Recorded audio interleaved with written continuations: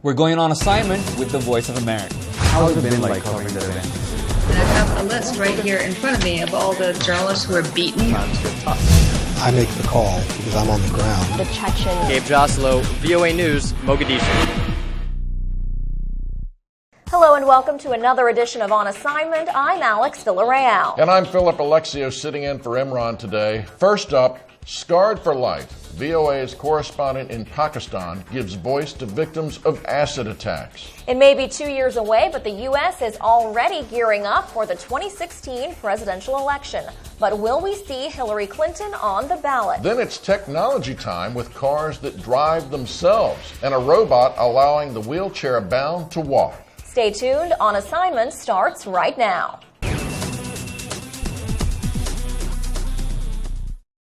Despite laws against acid attacks, the horrific practice continues. In Pakistan, men, women, and children have had acid poured on them as punishment.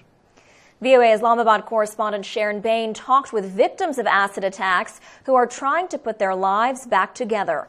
On Assignment's Rebecca Ward caught up with Sharon to learn more about their stories, but we should warn you, this segment contains images that viewers may find disturbing.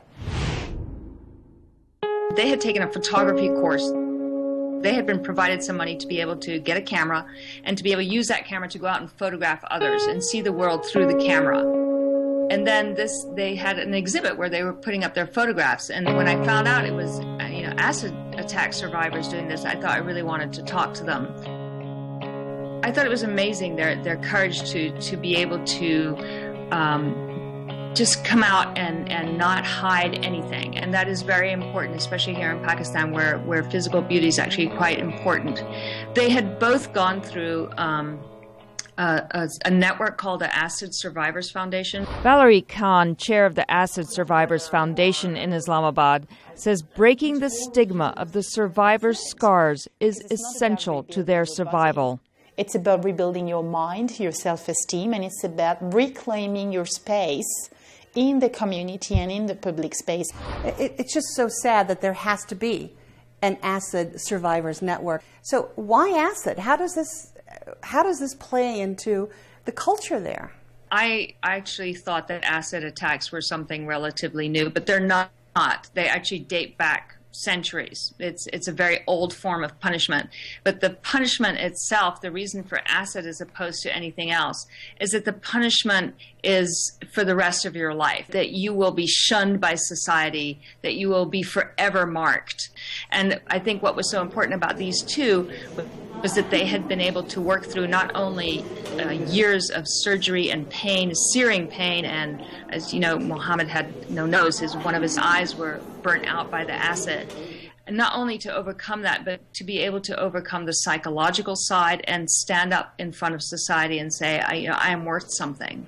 They were amazing people. And what really struck me too is that it was family members involved in these acid attacks. What is their relationship with their family, if any at all? Well, family is central to Pakistan. It's absolutely central to Pakistan and the Pakistani sort of social fabric. And that's part of the punishment, is that you are forever ostracized from your family because your family is not going to want you back. There were 143 acid attacks registered with the Acid Survivors Foundation in 2013. Most were against women and girls. Nusrat Bibi's brother refused to marry into her husband's family. She paid the price. She's had 17 surgeries to rebuild her face and body. Anyone who saw me got scared. They showed my pictures to my children to scare them, telling them their mother was frightening and had become a ghost. I asked her, what happened to your husband? And she actually went through the legal system and managed to get him into jail for 10 months. And then he came out and took her youngest kids. She won't talk to him. She absolutely refuses to talk to him. And her daughter won't talk to him either. So she returned to her family. But in a lot of cases, they can't return because it's seen that they did something wrong. So there's actually a very complicated social thing that goes with it. I was surprised to learn that about 40% of these acid attacks are against men. I found that really surprising. I didn't know that myself. And interesting with Mohammed, it was exactly the same reason. Mohammed Farouk refused to marry the woman his family had chosen for him. His punishment, having corrosive acid thrown in his face. It felt like water, but I was wrong. The acid burned my face and body. My skin sounded like dried leaves cracking. The Acid Survivors Foundation told me that a lot of young boys are burned with acid if they refuse a sexual overture of some kind. A lot of girls are burned because here they tend to sleep with their moms. And when they pour the acid on the mother, the little girls, I mean, I'm talking really little girls, will get burned and disfigured for life also. It's not only just that one victim. There can be multiple victims from one attack. So what is the government doing? What is the tack they're taking to try to counter this? Well, the government has actually passed a law. There is a law against acid attacks, but there are many cases that are not followed up because in the society it's still seen that, well, if you were punished, therefore you must have deserved it. I think things are changing slowly. I think there's a general recognition that this is not acceptable, but it's very, very slow, and these attacks are still taking place. All right, and again, that was VOA Islamabad correspondent Sharon Bain. According to Acid Survivors Trust International, some 1,500 of these acid attacks happen worldwide every year, but many more attacks go unreported. That is pretty much just about the most cowardly act anyone can do on another. That is basically what that is. Yeah, it's awful. Well, moving on, 2014 is a congressional election year in the United States, and voters can expect to see a lot of former President Bill Clinton and former Secretary of State Hillary Clinton campaigning on behalf of Democratic Party candidates. Political observers say they expect Hillary Clinton herself will run for president in 2016. I talked about that possibility with VOA's Jim Malone. Jim, looking ahead to the 2016 presidential election, how likely is it that Hillary Clinton will run? Well, of course, she has said she'll formally decide later this year. Usually the candidates wait until after the midterm elections in November. They make their final calculations. I mean, all signs point to people are ready for Hillary to run, especially the Democrats, and especially women who'd love to elect the first woman president. Well, I wanted to ask you about that. She's stayed relatively out of the spotlight since she left her position as Secretary of State. How long can she keep that up? That's a great question. And not only that, to talk about her record, she did serve in the Obama administration during his first term, but also as we look ahead to 2016, it's likely no matter who runs on the Democratic side, they will want to have some separation from President Obama and his policies. The president's not terribly popular at the moment, and analyst Stuart Rothenberg says that presents a challenge. The next Democratic nominee, whoever that is going to have to make sure that he or she runs a very separate, distinct, different kind of campaign. That's a particular challenge for Hillary Clinton, who's been on the national scene since 1992, but she also has a record of reinventing herself when she ran for president in 2008 and then again when she served as Secretary of State. And what about her current feelings about events going on? I know that we've seen her recently weigh in a little bit when she previously was pretty quiet. How is that going to affect her support? You know, there's a bit of risk here because when she's been the great sphinx, not saying anything, the poll ratings have shown she's by far the most popular candidate in either party for 2016. A recent poll showed about 2/3 of those asked would consider voting for her, of all voters, which is an amazingly high figure. In some ways, Hillary Clinton can only go down on the polls now. And so when she starts weighing in on international issues, on domestic issues, she's going to tend to win support from some quarters, but maybe make some enemies in others. So she's had a great ride so far, but both she and her husband are likely to be involved in campaigns for Democrats this year for the congressional elections. Bill Clinton, of course, remains a celebrity, but he's also a bit of an issue for her as she considers running as well. Some people don't necessarily want to go back to the Clinton years when he was president, but others think, they'd love to be able to vote for him again. And she does have some controversy that will follow her, of course, over the attack in Benghazi. What kinds of challenges does she face as a candidate if she does indeed decide to run? She had a very strong record as Secretary of State. The Republicans have seized on the mission attack in Libya and what she knew about it, how she responded to it. They're not going to let that go. So that will continue to come up as an issue. The question, too, is, will somebody run against her if she decides to run in the Democratic primaries? The most likely candidate for that would be Vice President Joe Biden. Two veteran Democrats going against each other. The polls show Clinton has a clear lead over the vice president at this time. But here's the thing about primaries for either party. There's always the unexpected, and you never know what can derail someone or start to bring down their poll ratings as they start to wade into these various issues. And you talk about Hillary Clinton being in the clear lead among potential Democratic and Republican candidates. Why is that? Why is she so popular? Well, a couple of things. She has great name recognition. Her performance as Secretary of State after a very difficult loss to Barack Obama in the primaries. Let's face it, that was really tough. It was close. But, she got a lot of credit from people for willing to serve as his Secretary of State. Generally got good marks for that. But also it was her personality. She seemed to evolve from kind of a more stern figure in the 90s to someone much more at ease with herself and with people, and that's a great asset in politics. That's one of the great things she has going forward. Also, women voters are the bedrock in the Democratic Party.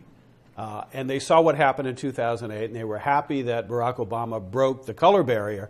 Now they want to break that gender barrier very much. And so women voters will be very energized to work for her in 2016, again, assuming that she decides to run. And again, our thanks to VOA national correspondent Jim Malone. Now, if Hillary does, in fact, decide to run, she already has support in the form of Ready for Hillary, a political action committee set up to organize a possible 2016 presidential campaign for her. Very good. We'll see. Yeah, we will. We're taking a break right now, but coming up, we'll take a look at the cars of the future. You're watching On Assignment.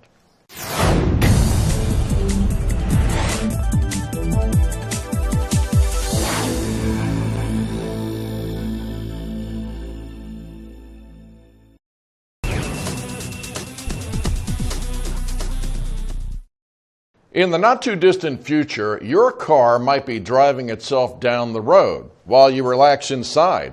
And car bodies could even be made without tools, manufactured instead by 3D printers. Now, these are just some of the advances that industry experts and insiders say are already reality. Now, joining me now is VOA's George Putich to talk about these cars of the future. So, listen, George, you've got autopilot and printed car bodies that you're talking about, which just blows my mind. But let's first go to the autopilot cars. Where are we with that in the future? We are close. The technology is already here. Google has a very advanced autopilot car, and it drives perfectly. Has been in testing stage for a long time, hasn't had any major accidents. And obviously, the technology is here, but we have to get used to it. Now, it's here. Is it refined enough? I mean, so you're saying about 10 years away where it could be in the mainstream public could kind of actually sit back, relax, and enjoy the ride. It's very refined. It's very refined. It can react to many unforeseen, for a regular driver, unforeseen circumstances. And it reacts perfectly. So it has been, as I said, in testing phase for a long time and hasn't had any accidents. Well, so now we can all drink change our laws. Well, I'm sure they're coming, I assume. Yes. So we can drink our cappuccino and watch the TV while the car is driving for us. Now, what about these 3D printed auto bodies that you showcased? Because that is another mind-boggling technology. That is an experiment by a German firm, and it's very interesting. Yes, 3D printers are now industrial size. They can print very large objects, and obviously a printed chassis. When they say printed cars, doesn't mean they print engines, but it's actually a chassis in one part. They took the a sample from the body of a turtle. The turtle's shell is very, very hard shell, as we know, and it can withstand a lot of stress. So they designed a shell that looks like a turtle shell, somewhat. It's not a car; it's just a chassis. Well, I can't wait to drive my turtle shell car that drives for me. Thanks a lot, George Putich for Voice of America. Well, moving on now, we're going to take a short break, but on the other side, we're going to take a look at a new device that's helping the wheelchair-bound get up and walk. You're watching On Assignment.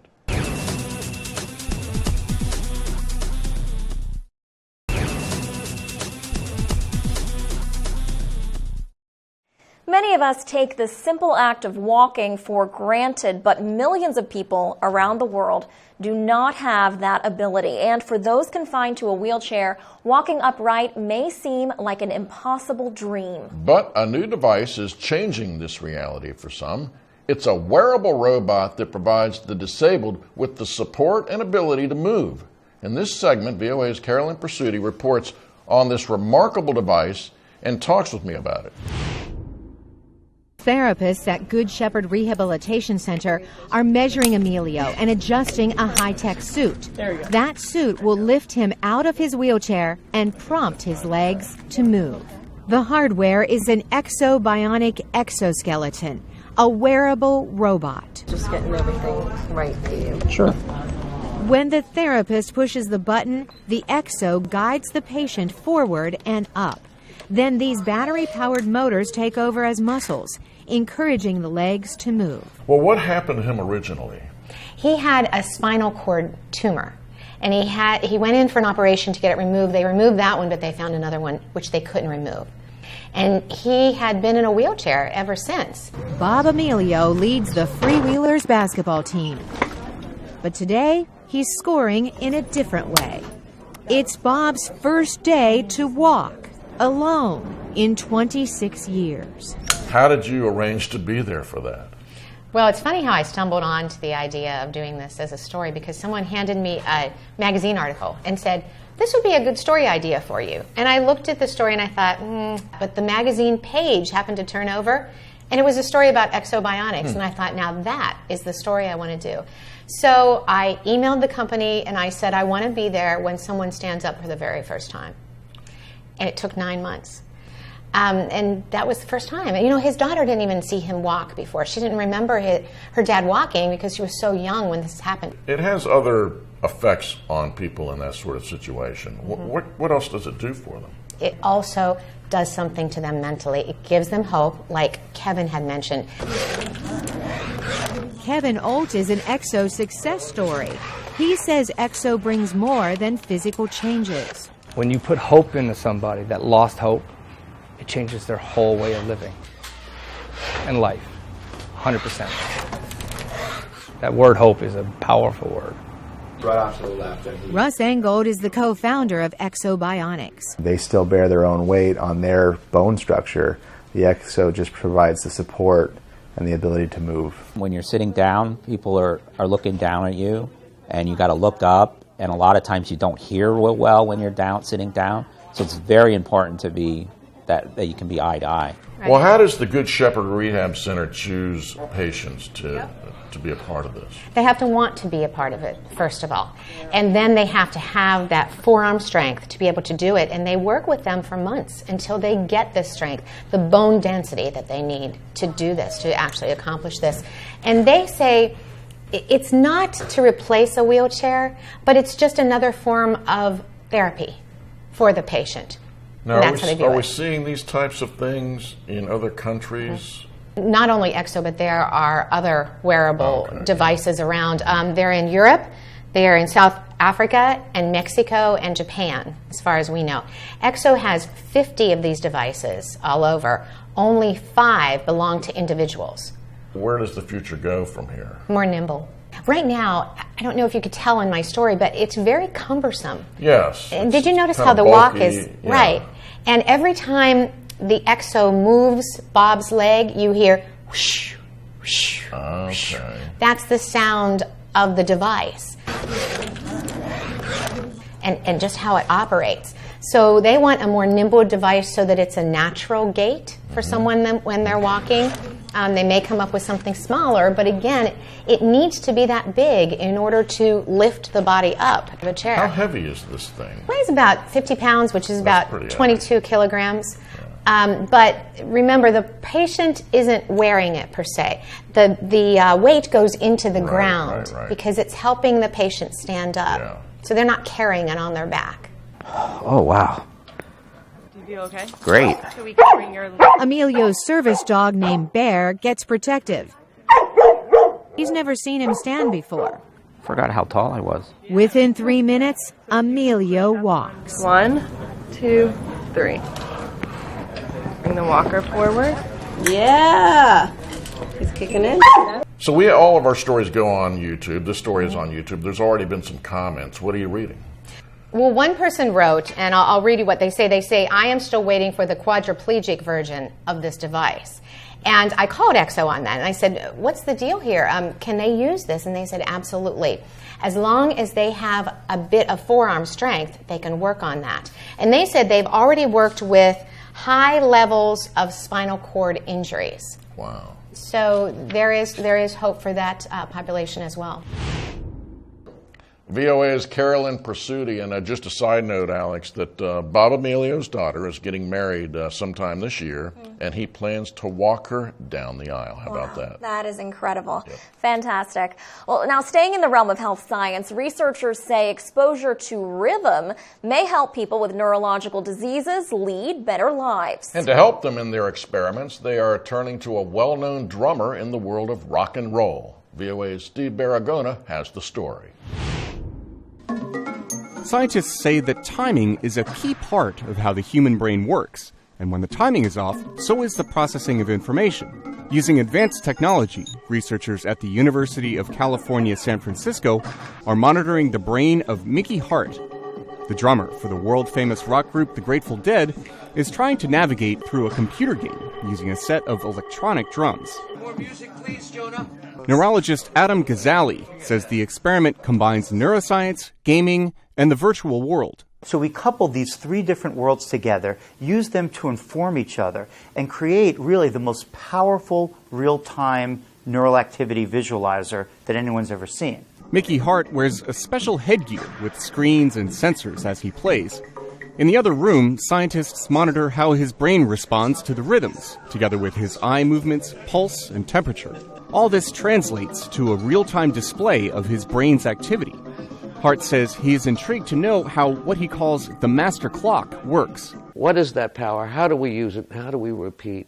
And how can we make a better world using the tools that we've been given? This superorganism. There's nothing better than this. It's the master clock. Researcher Adam Ghazali says he wants to see if rhythmic patterns could potentially rewire damaged connections in a patient's brain. So the idea is that if we could teach the brain how to become a better timing machine, better rhythmically, that your brain will perform at a more optimal level and it'll translate into how you interact in the world around you and lead to a better quality of life.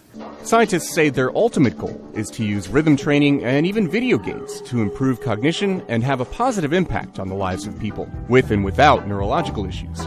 For writer George Putic, I'm Steve Baragona. Up to the star, went to the barroom, ordered drinks for all. And speaking of timing, that unfortunately is all the time we have for our program today. But before we go, we'd like to say hello to people watching us on Chorus TV in Sofia, Bulgaria, as well as our viewers on TV Sayazi in Eldoret, Kenya. And as always, you can check us out anytime on voanews.com, Facebook, and YouTube. So thanks for watching, everybody. So long until next time.